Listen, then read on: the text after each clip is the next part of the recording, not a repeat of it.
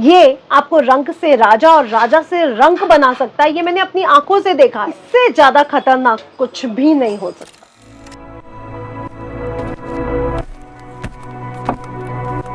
तो क्या इन सब से जान को भी खतरा हो सकता है? करना ही पड़ेगा। आप सभी को राधे राधे। मेरा नाम आशीष शुक्ला है और आज हम लोग एक ऐसे टॉपिक के बारे में बात करने वाले हैं जो सबसे ज्यादा इंपॉर्टेंट है और हर कोई अपने पास रखना चाहता है, वेल्थ एंड लग्जरी।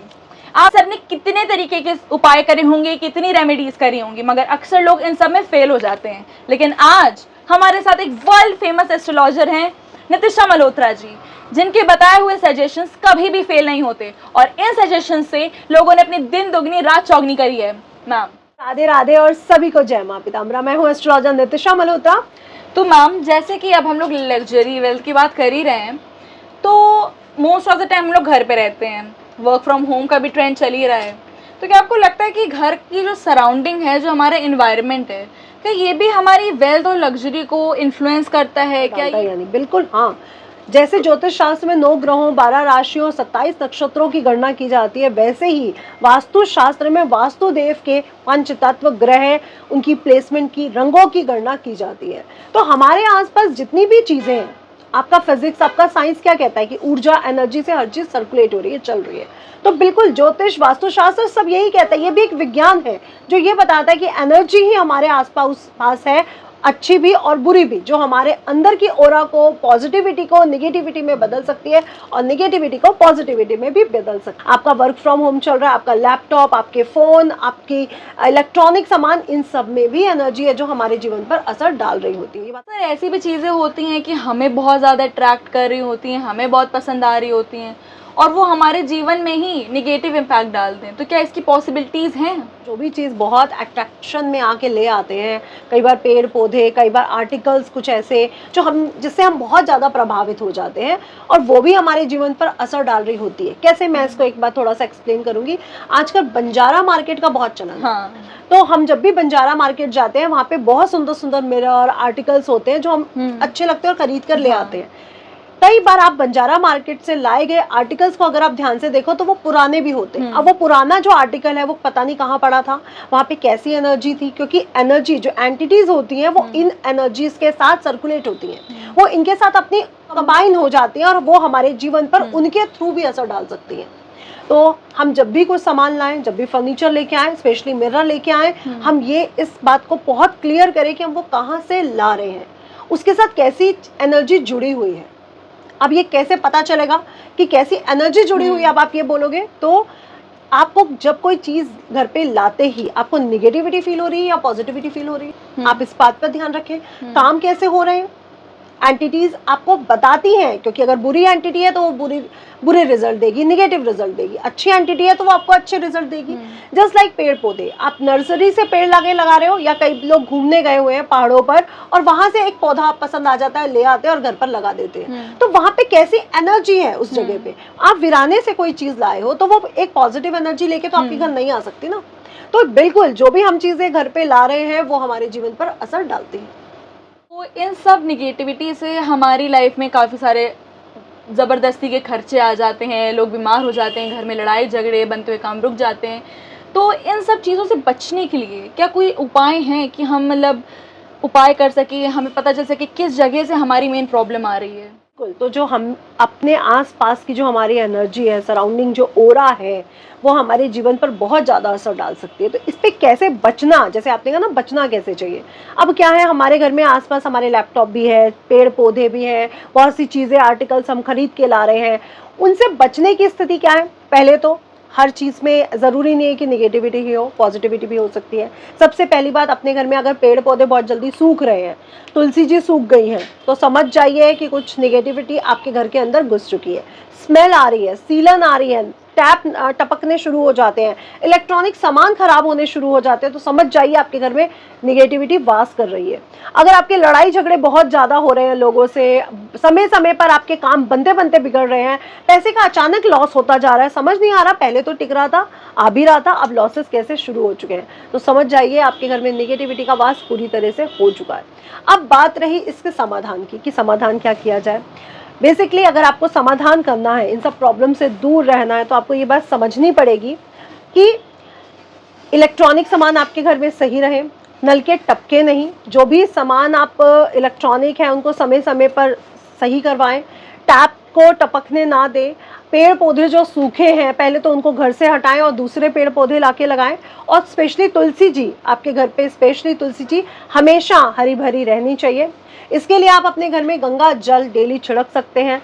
स्मेल जहाँ से आ रही है वहाँ पे साफ सफाई करवाइए ताकि स्मेल ना आए, फ्रेग्रेंस अच्छा रखिए, और सुबह शाम घर में पूजा आरती होनी चाहिए, जिसके साथ साथ घर में धुनी भी होनी चाहिए, जिससे हमारे घर में जो निगेटिव ऊर्जा है वो कभी भी वास नहीं कर सकती है।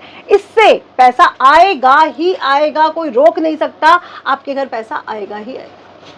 Exactly ma'am. सो क्या आपको लगता है कि डायरेक्शन का भी बहुत इन्फ्लुएंस पड़ता है कि ये चीज़ यहाँ नहीं रखनी चाहिए, या फिर हर चीज़ का एक अपना उचित स्थान होता है? जैसे कि हम लोग देखते हैं कि धन को अगर किसी स्पेसिफिक डायरेक्शन में रखें तो हमारे लिए ज़्यादा लकी होता है, तो आपका क्या कहना है इस बारे में? बिल्कुल, हमारे आसपास की जो दिशाएं हैं ये हमें राजा से रंक और रंक से राजा बना सकती हैं।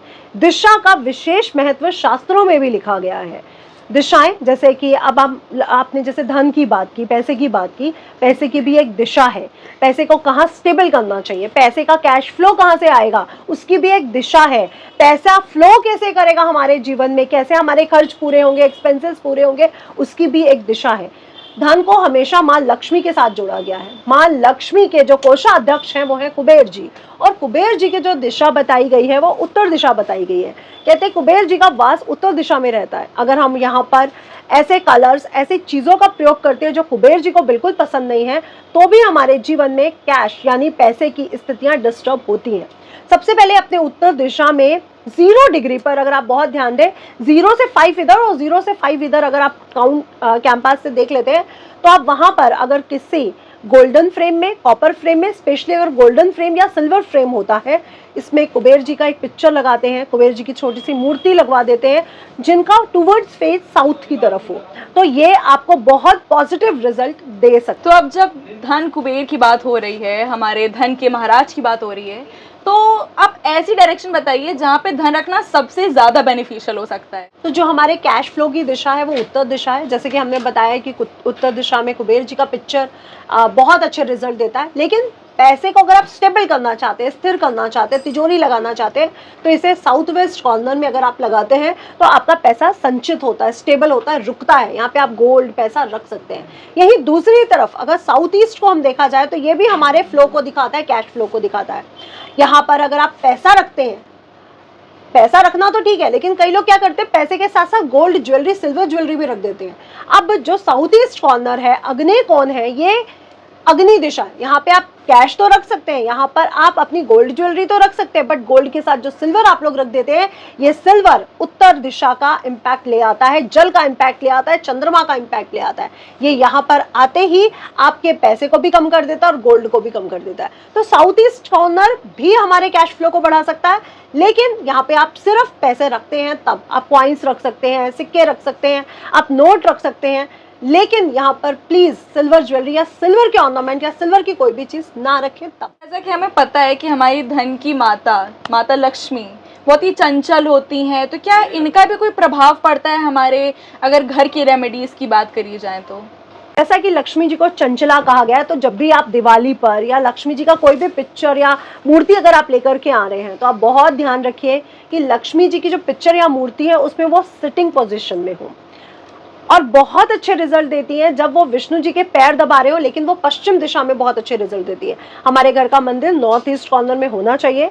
नॉर्थ ईस्ट कॉर्नर में माँ लक्ष्मी अगर सिटिंग पोजीशन में है, उनके साथ उल्लू वाहन उनका मौजूद है, उनके ऊपर हाथी यानी गजलक्ष्मी के फॉर्म में है, हाथी हैं, उनके हाथ में कलश है जिसमें से कॉइन्स दिख रहे हैं, कॉइन्स नीचे गिर रहे हैं, ऐसी मूर्ति माँ लक्ष्मी की हमारे जीवन में stability, flow, cash flow, abundance of money लेकर के आती है। तो हमारे जीवन में जो धन की स्थिति है वो माँ लक्ष्मी की मूर्ति कैसी पोजीशन में है इस पर भी निर्भर करता है। अगर आप जब भी अपने घर में मूर्ति लाएं, इन बातों का विशेष ध्यान रखें। उनका मुखड़ा, उनका फेस बहुत सुंदर होना चाहिए, स्माइलिंग होना चाहिए, टूट फूट नहीं होनी चाहिए, सिटिंग पोजीशन बहुत ज़रूरी है। उनके साथ गज यानी हाथी होने चाहिए, उल्लू होना चाहिए, कमल का फूल उनको बहुत प्रिय है, इस बात का बेहद ध्यान रखें। और उनके हाथ में कलश हो, इस बात का भी बेहद ध्यान रखें। उनके कपड़े कौन से कलर के हैं, उन्होंने ब्राइट कलर के कपड़े पहने हैं या बहुत डल कलर के, इस बात का बेहद ध्यान रखिए पिक्चर लाते समय, क्योंकि ये बात सही है, माँ लक्ष्मी को चंचला कहा गया और उन्हें रोकने के लिए उनकी फेवरेट चीज़ों का घर पे होना, लाइक सुगंध, इत्र, बहुत सी हंसी, बहुत सी खुशी, फैमिली का लव, ये बहुत ज़रूरी है। जिस घर में परिवार खुश है, माहौल अच्छा है, खुशबू आ रही है, सुख समृद्धि है, सफाई है, स्पेशली उस घर में माँ लक्ष्मी हमेशा तो अब सबसे सेकेंड लास्ट क्वेश्चन है हमारा आपसे, और ये हमारी ऑडियंस का सबसे फेवरेट क्वेश्चन है। क्या वॉशरूम, जिसे लोग पहले तो बाहर बनवाते थे, अब हमारे घर में बनने लग गया है, छोटे छोटे 2 BHK 3 BHK फ्लैट्स होते हैं, तो क्या वॉशरूम भी हमारे लग्जरी में इम्पैक्ट करता है? बिल्कुल, हमारे घर का बाथरूम तो हमारे जीवन पर सबसे ज़्यादा रिजल्ट डाल रहा होता है। ये बात सही है कि हमारे पूर्वजों के द्वारा शौच यानी मल का त्याग घरों से बाहर किया जाता था, क्योंकि वास्तु देव हमारे घर के प्रॉपर्टी पर या मकान पर वास करते हैं। अगर हम शौच यानी शौचालय घर में बनाते हैं तो इसके बैड इम्पैक्ट भी हमारे जीवन पर डलते हैं। शौचालय बनवाते समय हमेशा एक वास्तु विशेषज्ञ से जरूर राय ले, सबसे पहला। दूसरा जो विशेष आपने ध्यान रखना है, कम से कम ये तो ध्यान रखें कि वो हमारे घर के अंदर है, उसके दरवाजे हमेशा बंद रखें। तीसरा, उसमें हमेशा साफ सफाई रखें, स्मेल बिल्कुल नहीं आनी चाहिए। इससे आपका राहु प्लैनेट भी डैमेज हो जाता है और चंद्र प्लैनेट भी डैमेज होता है, क्योंकि वॉशरूम में पानी का प्रयोग भी किया जाता है। नल नहीं, टैप नहीं टपकने चाहिए। और अगला बहुत विशेष कि अगर आप एक कटोरी में सेंधा नमक या फिटकरी भर के रख देते हैं अपने घर के बाथरूम में, तो भी ये आपके कैश फ्लो को कभी डैमेज नहीं होने देगा, आपकी पैसे की स्थिति को मजबूत रखेगा। ओके, सो अभी तक तो हमें बहुत मज़ा आ रही है आपसे बातचीत करते हुए। तो अब हमारे पॉडकास्ट का लास्ट क्वेश्चन है ये। तो जैसे कि हमें पता है कि जो हमारा खाना है वो हमारी हेल्थ पे भी इम्पैक्ट करता है, हमारे माइंड पे भी इम्पैक्ट करता है, एंड हमारी घर की लक्ष्मी जो कि हमारी माता होती हैं, बहनें होती हैं, अक्सर वो हम लोग को खाना पीना बना के खिलाती रहती हैं। तो क्या किचन भी इन्फ्लुएंस कर सकता है? इस बारे में आपका क्या कहना है?